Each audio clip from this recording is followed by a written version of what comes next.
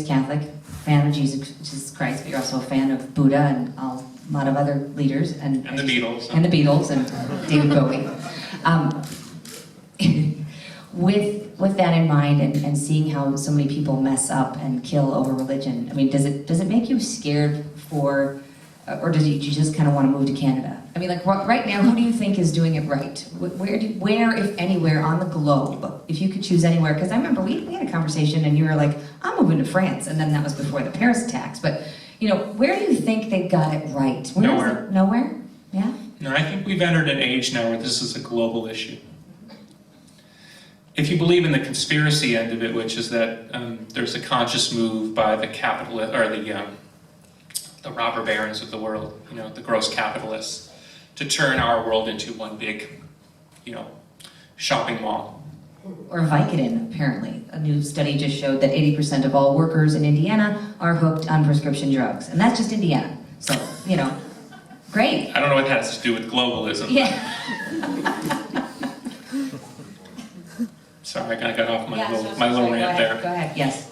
We are all, it's a global issue. You were saying it's a global issue. Okay, so if you believe the conspiracy that we're being moved, some would say quite deliberately, towards a global system, and certainly recent treaties like the TPP or the new climate change, which used to be global warming, which used to be global cooling, whatever that agreement is called now. Thank you. If you believe in these ideas, then I think this is the manifestation of the global conversation, which is obviously at odds with the American hegemony that we sort of get to dictate how it all rolls. So, going back to a spiritual tangent, then this is really about, it's not about trigger words and safe spaces. This is about who calls the shots and whether the tribal nature of humanity.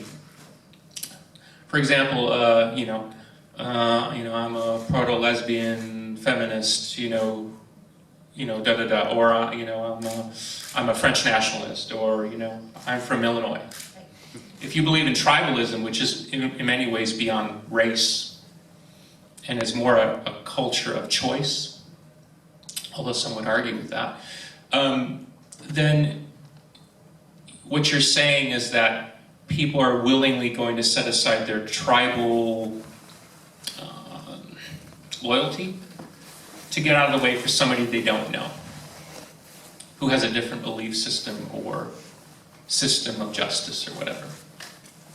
Now, it's easier to put if you're a fan of the Philadelphia Eagles, and you can understand why somebody fronts up on Sunday because they're wearing their jersey and their team's better than yours. Well, why is it going to be any different when the guy from Kurdistan thinks his way of life is better than yours? Right. So, from a spiritual quotient, it's going to be how do we align in a way that is progressive and not destructive? Because generally speaking, when humanity does come across these crisscross points of my way or your way, it gets violent.